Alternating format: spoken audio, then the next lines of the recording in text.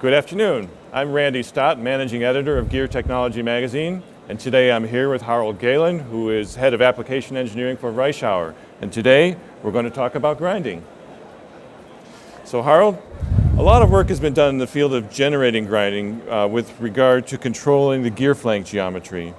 Can you tell us a little bit more about what is twist? The twist free grinding and the twist control grinding was not our latest development, but it was a big challenge, and we did a lot of optimization on this process, and I think we have now a really good feature. The twist itself is a change of the profile angle along the full face width of the gear,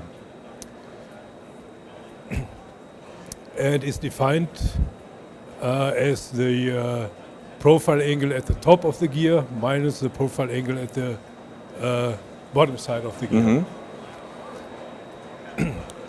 And what is the advantage of twist-free grinding? As I said before, the twist is a changing of the profile along the face width of the gear. When meshing two gears and both gears have induced twist, then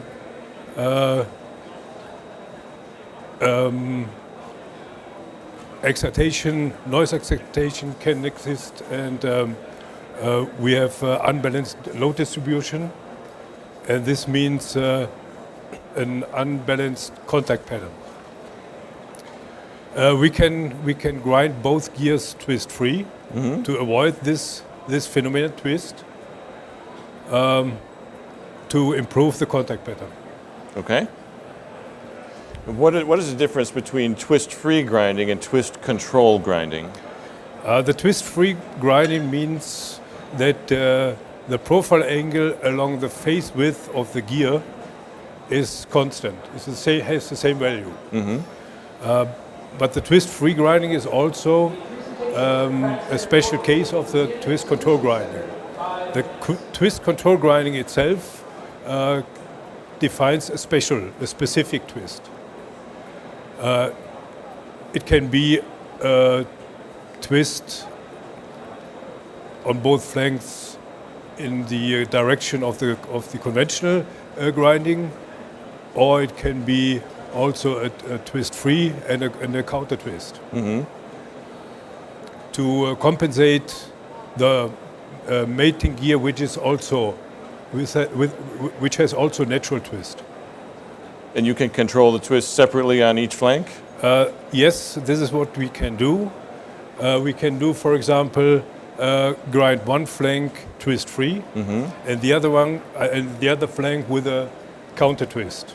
Or we can do both flanks with a counter twist, but with a different amount. And this is, for example, necessary because a coast flank and drive flank run in general under different load conditions, and therefore it needs different contact patterns, and therefore the flanks needs different topographies, and the twist is different of left and right flank.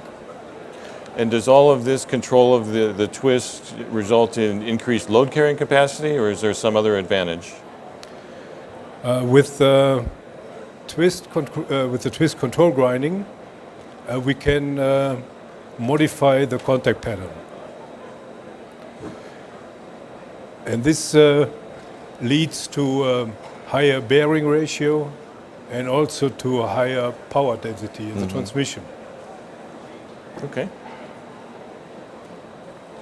How much does this process add to the production time or the cost?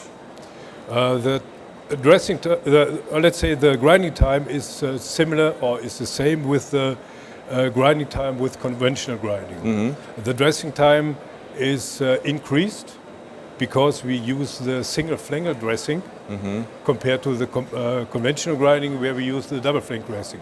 But also we are working on this topic, and the number of parts between dresses are a little bit reduced But these minimal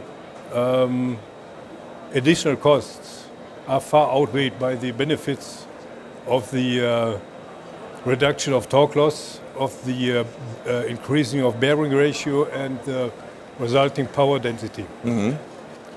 Very good. How does the gear designer determine what he needs in terms of twist control? Is there a trial and error process? Do you need to test contact patterns? What's involved, really?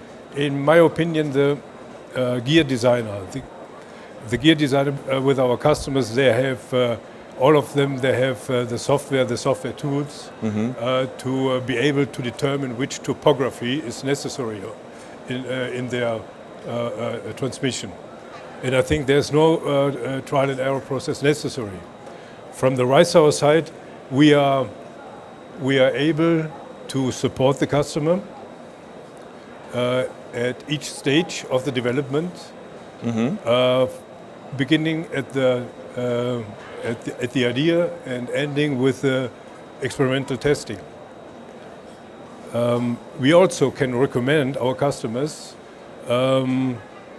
We can give recommendations from the main geometry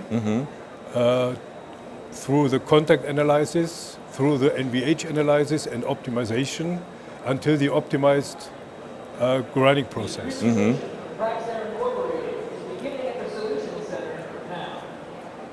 And what industries are taking advantage of the twist control grinding? I think each industry can benefit of this nice feature, but especially the automotive industry, because the demands or the requirements in regards of weight reduction and higher power density, they are huge. And the twist control grinding can modify the contact pattern, and therefore this can help to increase power density. It can help to decrease overall weight of the gears. It can increase efficiency. It can decrease fuel consumption and CO2 output. And at the end, it also can reduce the gear noise emission. Okay. But there's one really important thing now, also with the twist control grinding, and this is brand new. We can have influence on not only on the twist with the Reishauer twist control grinding. We have also the possibility to have influence on the changing of the profile crown with the same diamond tool. And this is new. This is new because until now the profile crown was fixed, connected with the diamond tool. And now with the Reishauer twist control grinding, we are able to change the profile crowning in a significant way of about plus minus 4 microns. And what are the advantages of that for the manufacturer? Yeah, the advantage is that they don't need so many tools like before, because you can change the profile crowning. Until now, for each different crowning, he had to buy new diamond tools. And this is a huge advantage. Okay, very interesting. Another area that many gear manufacturers are interested in is improving the surface finish.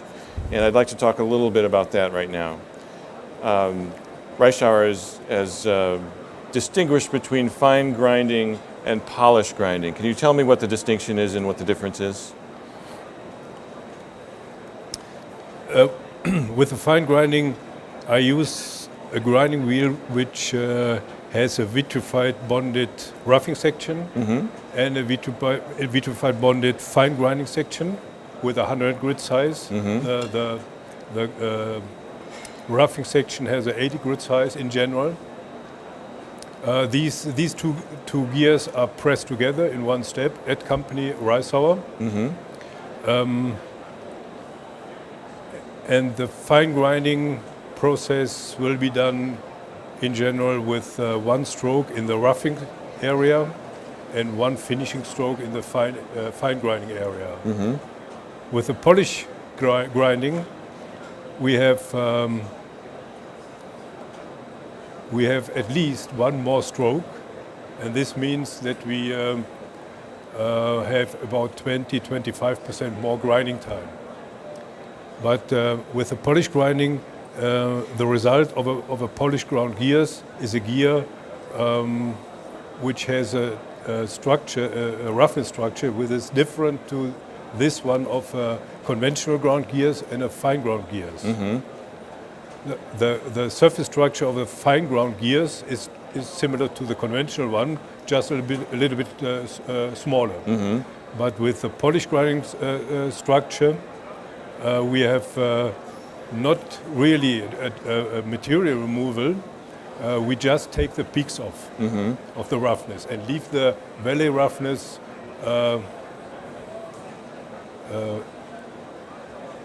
How does the polishing compare in surface finish to other surface finishing processes like electrochemical or some of the super finishing that you see out there? Yeah, using a combined grinding wheel, a grind and a polishing wheel, has a big advantage over the, for example, vibratory super finishing, because the vibratory super finishing is slower and is involved with two